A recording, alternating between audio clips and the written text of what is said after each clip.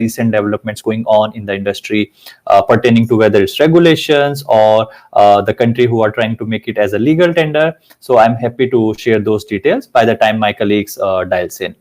So yeah, as Swati mentioned, I am Sagar Malhotra. I am based in Singapore office for Chainalysis, which is the regional headquarters for the company. And I look after regulatory compliance, law enforcement stuff for the APAC region. So to begin with, cryptocurrencies, as we all have been hearing now, hottest topics, especially in terms of investments, whether it comes to coming from like regulations perspective. So it started off back in 2009 when the very first coin was mined or Bitcoin was identified or invented. Since then, it has been ever gaining popularity, although there has been ups and downs, there has been a lot of fluctuations, but it started really progressing well in like last couple of years. So back in 2013, when FinCEN started looking into as something to be regulated eventually, and that's where the regulations thought about cryptocurrencies started to begin.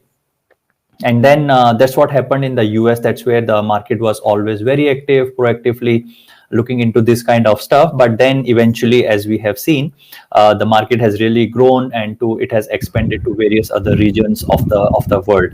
So especially like countries in like APAC region, as we can see, the number has really grown up, as well as the number of investments have really significantly gone up.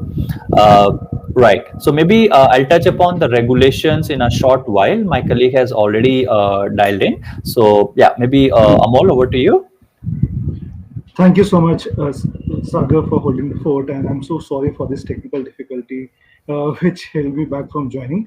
But in any case, thank you so much, and I welcome all participants on this awesome session on crypto as an investment class in security and India perspective. Welcome you all. My name is Amol Kulkarni, and I'm from Cuts International. We are a consumer and investor-facing group working on consumer welfare issues across sectors, and crypto is something which we can't just ignore anymore. And as you already know, and you have got a glimpse of him, I'm joined with an awesome panelist, Sagar Malhotra from Chainalysis. He comes with more than a decade of experience on global compliance and risk management, and at Chainalysis is focusing on building trust on blockchains. Now, as the world shifts from centralized to and intermediated models of finance to more decentralized and disintermediated models like blockchain and crypto, trust is going to be the key word. And you are here. You would be hearing about this more from Sagar in a bit. Given that crypto is set to do away with entry barriers, inflation and exchange rate risk for consumers and investors, and reduce transaction costs, it has the potential to truly democratize finance, particularly when the world looks to build back broader and stronger from the COVID pandemic. So, Sagar, how do you interpret these global developments around crypto? What progress have you made around crypto adoption, and how do you see us going from here? Over to you, please. Thank you very much. Thanks, Amol. That's a very great question and one of the very hottest questions, I would say, people are really looking forward to. So I would share a little bit about how I was just, before you dialed in, I was sharing how the cryptocurrency evolved, where it started when the Bitcoin was originally invented or came into existence. So let me now bring attention to a little bit about, or at very high level, in terms of the regulations that are applicable to these cryptocurrencies across the globe. So back in 2013, when the FinCEN actually started in the US, started looking into crypto as that this is something, an asset which is a currency to be regulated in future.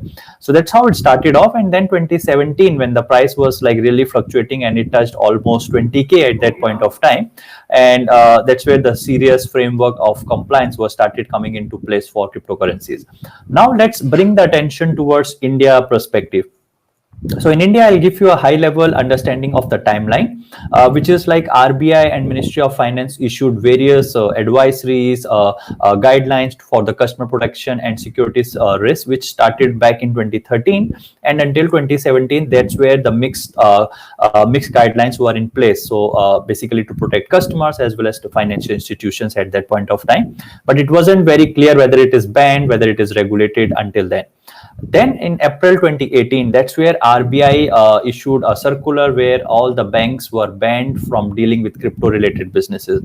A lot of people took it as a misconception, or there was some confusion in the market where people thought that cryptocurrencies are banned within India. But actually, that was never the case. Even today, it is not banned, or it was never banned in India. And then as we know, in September 2019, the draft banning of cryptocurrency and regulation of official digital currency bill, that was the actual name of the bill, that was introduced. But it never went to the parliament as of today. It was just introduced in the public domain, and that's where like media as well as people started talking about and discussing about it onto various forums. And then we saw early last year, which is sometime in March, that Supreme Court overturned that central bank's 2-year-old ban on crypto currencies, and then they allowed banks actually to continue as per that circular, which came into existence in April 2018. So that's how, at high level, the various developments have taken place across the regulatory regime in India. And Amol, you brought very nice point about talking about the crypto adoption. So what Chainlysys also specializes, of course, it's one main business is about cryptocurrency compliance, forensics, investigations. But recently, what we have also published is one of the cryptocurrency adoption index, which is nothing but determining the how the countries are reacting and adopting to cryptocurrencies. And then based on an index, on this particular index, where India stands second.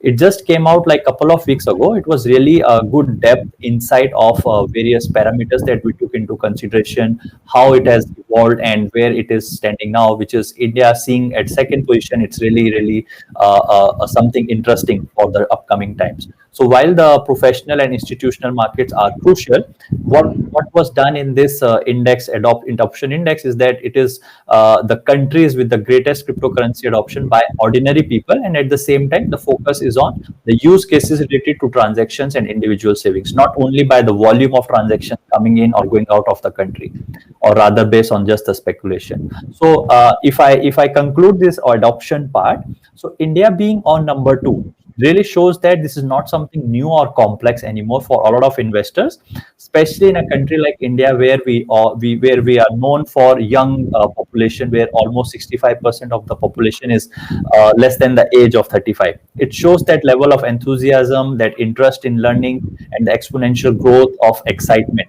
which is going to grow from here. Even the same has been observed for the DeFi adoption, where India is again one of the Yes. top 10 countries in the world. So that's like a high level update or information about the compliance, the development, as well as the adoption by the various countries. Absolutely. Thank you so much, Sagar, for this awesome layout of the global landscape on crypto adoption and the regulatory sort of framework in India. And so I completely agree with you that there is a lot of potential of crypto to take the financial inclusion and other regulatory policy objectives globally, as well as in India, to the next level. It sorts of reduces the transaction costs, reduces the need to have a account with intermediary, and also simplifies the payments, as we sort of know.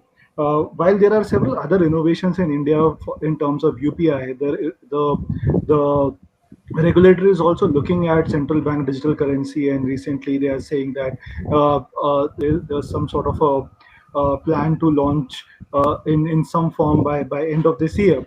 So and we also see that there's a lot of risks or concerns which are there around cryptocurrency. The concerns could relate to sort of volatility risk. There could be potential to misuse, fraud, and other such issues which are there, which perhaps are sort of hindering crypto as we speak to realize their potential. We also notice that there is a huge sort of concern about lack of a centralized regulator in terms of a centralized agency like a reserve bank, and therefore limited dispute resolution and grievance redress mechanisms. So what are your thoughts on this? How do we address risks and challenges in crypto adoption to make it safe for consumers in India and across the world for its usage and to enable that it realizes its potential of financial inclusion and democratizing access to finance. Over to you. Thank you so much. Absolutely, Amol. That's again one of the questions which, especially like young investors, as I mentioned about the country like India, where there are a lot of young crowd and who are really interested in knowing about this new asset classes, investment classes. So it's really important to address these questions. And I'm being in this field for quite some time now, for like last at least 3 over years in the crypto space. So it's really important to understand what is this industry about. So let me begin with couple of points, like what an investor. So it can be a new entrant who is like trying to get into this, probably doesn't know how to start the investment or just buying cryptocurrencies. Some might also think that it's too expensive, let's say Bitcoin. Some people are not aware of that it is that can be bought within like fractions, or some only think that it can only be bought as a whole, which is quite high, which is like 50 plus thousand as of today. So these, and then secondly, the ones who are already there, how to manage the risk, how to diversify their portfolio. These are like some of the concerns which are really very common and becoming more and more as we see more and more tokens being introduced, the prices are fluctuating. So I would in my opinion, to begin with, investors should get educated on this new arrival to this investing landscape.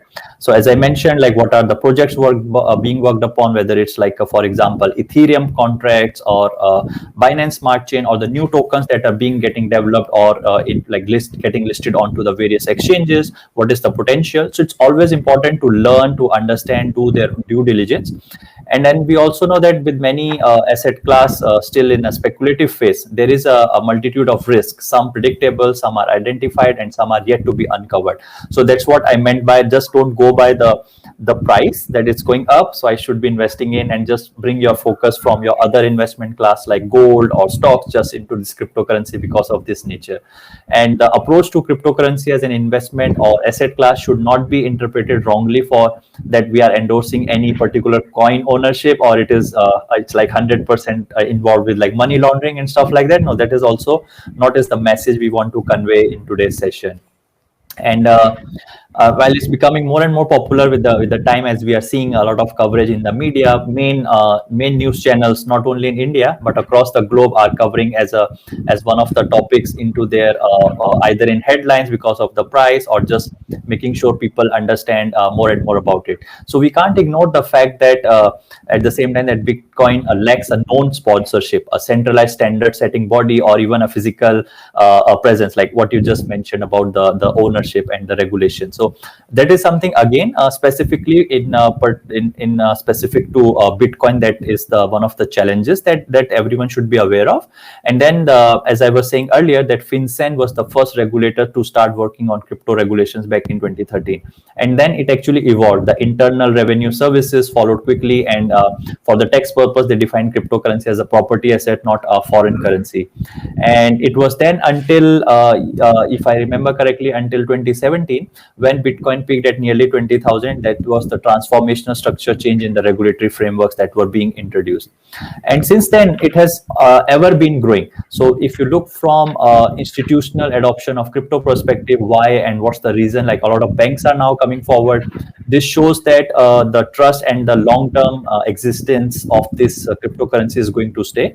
At the same time, various countries are looking to regulate, like for example, in Singapore, the licensing, the PSA, Payment Services Act, was introduced sometime in 2019, and since then the regulations are there in place, and all the exchanges, the cryptocurrency businesses are required to be licensed in order to operate in Singapore. Japan started much earlier in 2017. So we can see, and as a country, to protect the involvement, to protect the consumers who are investing, we can learn from, and we can take the best practices of these countries who are already regulated, what kind of things they have implemented and what they are looking for, and also the lessons learned. So if I talk from institutional adoption perspective, there has been more and more adoption because of the availability of products, like not only Bitcoin, but it has now expanded to various other tokens, and also their implementation. Like I think one of the examples you were giving was ease of transfer, ease of remittance, expanding regulatory framework, which I was sharing a while ago, need for portfolio diversifiers. Like there is a totally new asset class which has now been into place where people can start start putting, let's say, like maybe out of their 100%, 5% into cryptocurrency and so on. And if you recall the gold, when it started, the gold investment, it was back in 1970s when it was still illegal in the US. And then gold futures started to begin trading in 1974. And since then, the gold price was fluctuating, and it took time for people, even for gold which existed in real form, physical form, which they can see, that there's something to invest. And so as I was saying earlier, that as an investor, they should begin with preliminary portfolio modeling with some small Bitcoin exposure or offering, and then splitting the investments accordingly, so that they don't get 100% dependent on one particular stock or asset class, which is, let's say, cryptocurrency in this case. And if the price goes down, they will be totally impacted. So that shouldn't be the case. So these are like some of the points I would say, and as an investor, they should look forward to. And then we can subsequently talk about the risk and the challenges involved with it as well. Absolutely. Thank you so much, Sagar. And I think one thing which is clearly coming out from what you're saying is the need for investor education and capacity building. And that is something which regulators have also traditionally focused on, but in terms of traditional forms of finance like banks and the newer versions, including digital payments, so on and so forth. However, we see a lack of focus as we speak on investor protection and capacity building on crypto and these new models.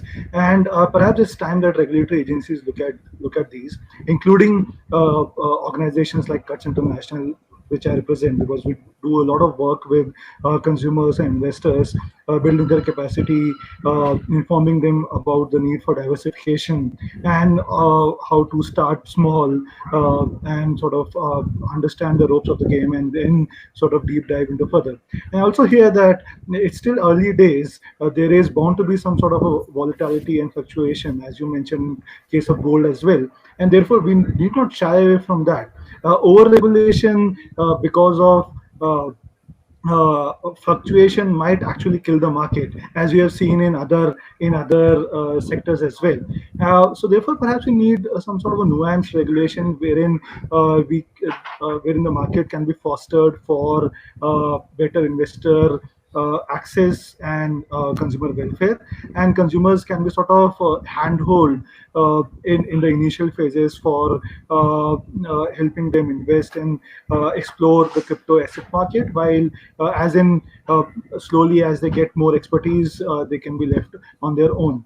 So while you sort of deep dive into some of the more regulatory aspects, including one of the things which we wanted to ask was related to tax, given that crypto assets do not respect boundaries of the nation, and therefore sort of there is a whole lot of developments are around global digital tax, and there is a possibility of double tax, and sort of some of these complexities, if you could help us unravel. We are also starting to get audience questions, and if you could also touch upon how crypto adoption can deal or help pat the digital divide, whether it is going to sort of enhance the digital divide, or whether we can see crypto reducing the digital divide, given that for crypto you need smartphones or internet access, and but still there is still a long way to go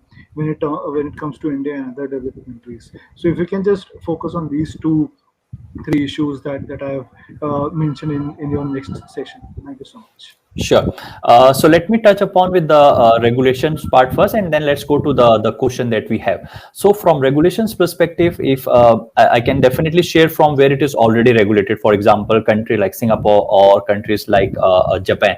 So what it helps, like one is, of course, it will give more control for government, for any crypto businesses or probably individuals who are operating into this space, and to make sure that they are operating as a legal entity or a legal individual. and they're not something like on their own started offering crypto services to any individuals. So we have seen a lot of cases where people in I'm again talking from India perspective, where people invited funds to invest, and then suddenly they like ran away or disappeared, claiming that you will get like 100% return or 50% return within like next 6 months with the crypto.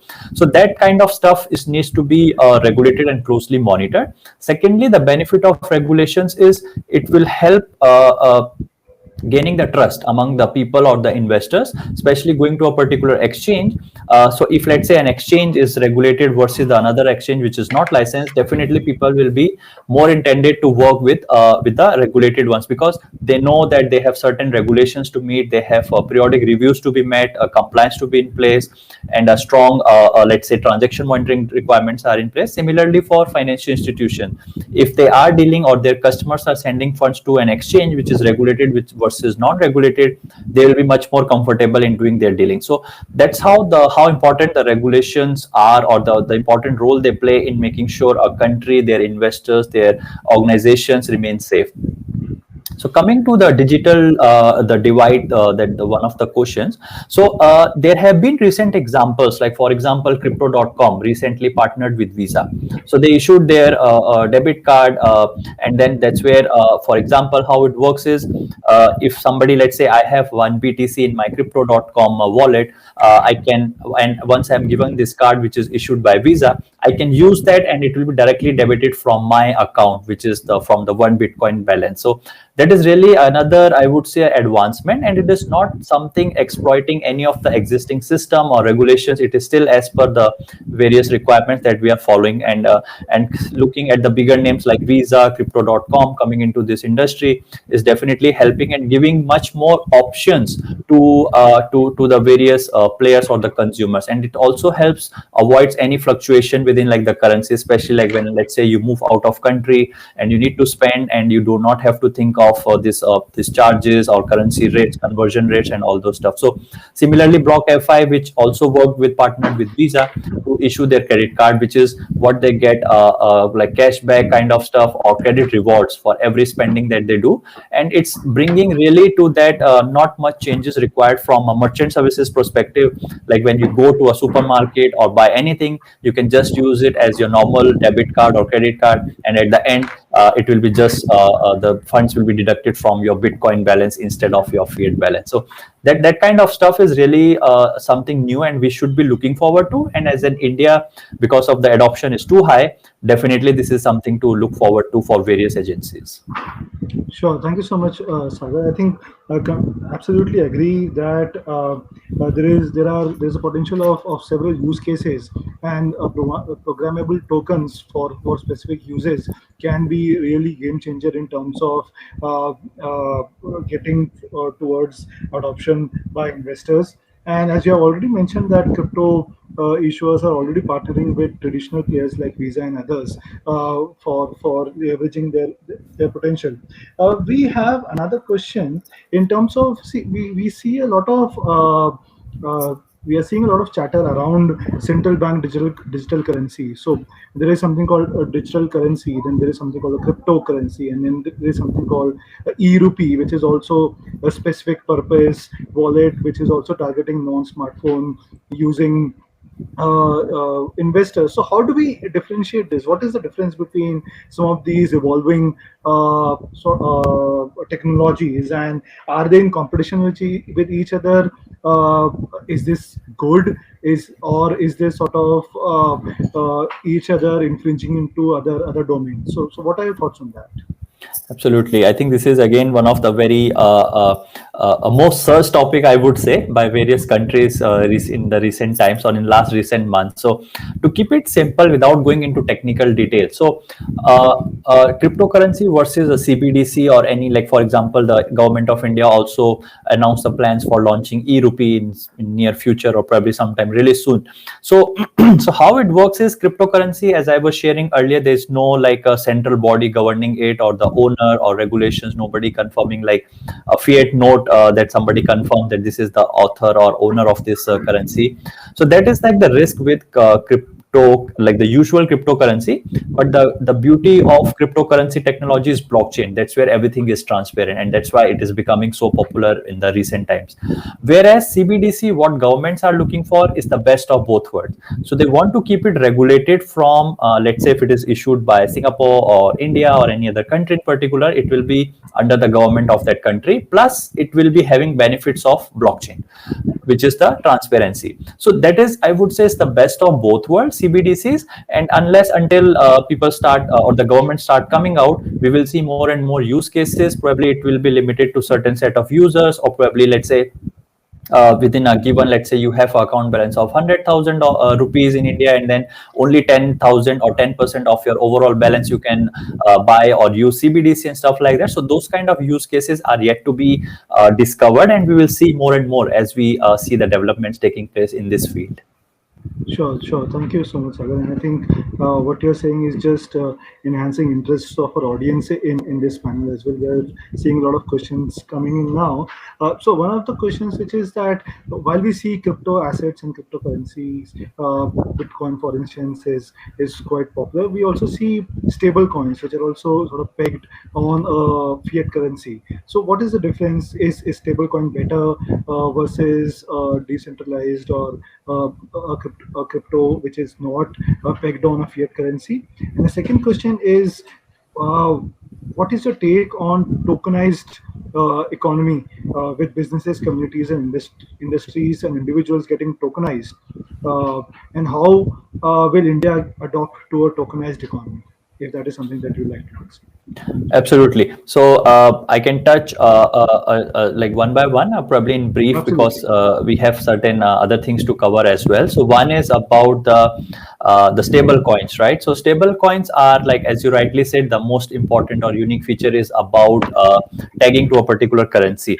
So what happens in that case? It is probably one of the good ways for any institution or organization who's starting to offer cryptocurrency to their clients. For example, like these days in a lot of banks in India or overseas also have been questioned about by the customers that I want to start investing in crypto. What would be the right way? And the problem that they are facing is, they say, like some of the exchanges, which although they are a good exchange, they are reputable exchange, but people still think banks are much more reliable place for me to put my money in, or if I want to do any kind of investment, I should be going through bank, because they are there for many decades, they are much more stable, they are governed by the government, or they are regulated by the government. So I want to go through that. So that is one of the step for banks that we are seeing recently, that how they want to start offering. So since it is tagged to a particular currency, it is very considered much more stable. That's why the name is stable. So that helps in like understanding about the blockchain plus cryptocurrency, as well as it is tagged. But of course the fluctuations won't be there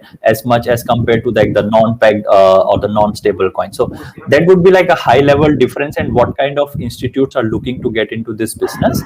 And if I come back to the next question, which was regarding sorry tokenized, right? So we have also been hearing and seeing, especially with like the stock market, where you can actually buy your like securities or stocks using your tokenized. Like for example, I use my Bitcoin, or it can be converted into like a coin when I buy my shares, and then eventually you can hold it in terms of that. So you basically like bypass like the fiat currency in that case. So it really like going into like many use cases, really depends on how fast the country wants to adopt. But probably for a country which is like right now looking into regulations or deciding which like whether it should end up in commodity or it should be a of like a foreign currency and stuff like that. So probably this is one of the use case which can't be ignored, and something which is very helpful, whether it can be a stock market I explained, or it can be in like the real estate business, where people can start looking into it, or probably the price can be determined in cryptocurrencies in future. We never know, that they might not be too far away. Absolutely, absolutely, completely agree with you, Sagar. So I think we are just into the last segment of this session, and if you'd want to briefly touch upon the role and importance of compliance, particularly from an industry and startup point of view, and what are the different issues that are there, that would be great. Definitely, Amol, definitely I would like to touch upon that. So the importance of compliance is as important as dealing with any financial institution. So we can take a simple example of financial institution. So what kind of compliance? So compliance involves from onboarding as well as the ongoing monitoring of a customer as well as his transaction. So something similar applies for cryptocurrencies. Although like not many banks have started offering crypto products yet. So it's mainly the point where people can buy or sell cryptocurrencies is mainly through the exchanges, through which is one of the most common platform or the bridge where fiat gets converted into crypto. So it is equally important, like especially like FATF have started highlighting this red flags. So if we are talking from bank's compliance perspective, as a bank, they should be aware of where their people are sending the fiat currency to, like OTT, outward telegraphic transfer, to which particular exchange. Then for a bank, it's important to learn about that exchange, like what kind of behavior, what kind of exposure this exchange has. Is a lot of people transferring to terrorist financing organization from that exchange, or where this exchange is operating from, which country, what kind of ties, compliance program they have in place. So just to ensure bank remains safe. So that is the upgrade required in the banks or a financial institutions compliance framework. But now when the fiat is converted into crypto, and similarly when I withdraw back my crypto into fiat to the bank, also banks need to ensure that the source of funds is clean. I have not taken it as an extortion money, or I have not taken it as like the kidnapping money, or any coming funds coming from like illegal services. So that again is the responsibility of bank to ensure that the fiat currency coming in is still clean. But now on, when the fiat is converting into crypto at the exchange, for an exchange, it's very important to make sure that the transactions where the customer is transacting with, whether with service, with individual, which wallets, and which services he is exposed to, it's very important to keep track. And the good thing about blockchain is that the transactions are transparent. You can always identify if the customer is dealing with illegal services. If yes, what is the purpose? Does he know? Does he like unwillingly sending, or somebody asked him to send? So these kind of use cases are very important to evaluate, to ensure that as an exchange plus as the customer of that exchange, they remain safe. So that's like at a very high level the importance of compliance and why someone is should be involved in compliance. Right. Maybe let me continue with some of the risk. I guess Amol has just dropped off. So maybe let me continue with like some of the risk associated with cryptocurrency as an investment. So coming back to that topic at a very high level. Okay, I think Amol is back. I'm so sorry. There's an internet connection at my end. I'm so sorry. Please go ahead. Sure. So I just covered about the importance of compliance and at what level the people should be aware of, whether it's we are talking an exchange perspective, what compliance means, whether we are talking from bank's perspective, and same thing for law enforcement, what kind of stuff they should be checking in for a particular country. Like they should be involved in like investigations. They should have proper tools to ensure like how to carry on the investigations in order to before deciding on the next steps on how to deal with like the regulations eventually. So that's like at a very high level the importance and role of compliance in this industry.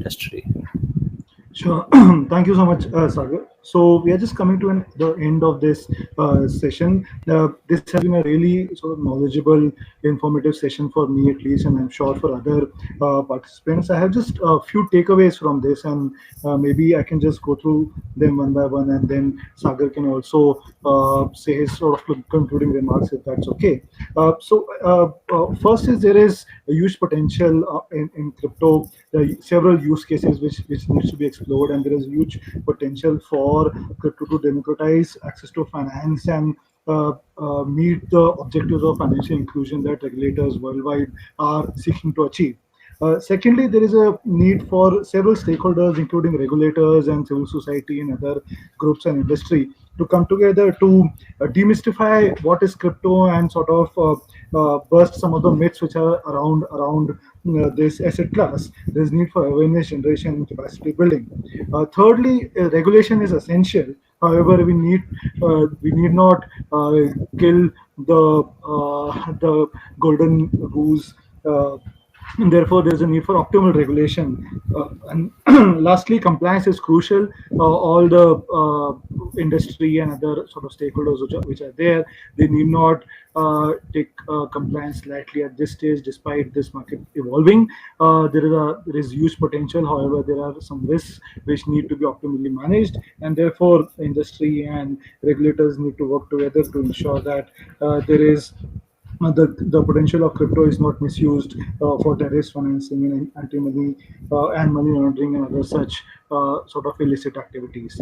So with that, I think last parting words, Sagar, you have been our anchor for this session. Thanks, Amol. I think you took most of my points in summarizing the stuff. But yeah, let me share a couple of more or add on to what you have just shared. So, the importance of compliance definitely it remains and it will continue to be, whether it's a crypto or whether it's fiat currency. So, and also every vertical plays an important role, whether it extends from law enforcement, government agencies, regulators. They should have proper control what they want the people as well as the organizations, crypto businesses in their country should operate. The next is the financial institutions. Financial institutions must know their exposure to cryptocurrencies and the funds they are receiving, are they coming from any illegal services or derived from illegal sources. And thirdly is the exchanges or crypto businesses, because they are the real player who execute these transactions where the funds can eventually be exposed to some illegal stuff.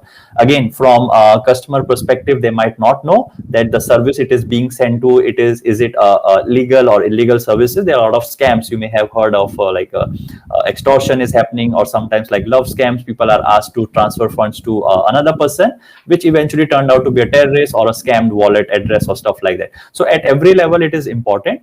And when we talk from investors perspective, definitely do your own due diligence. There's no right or wrong answer.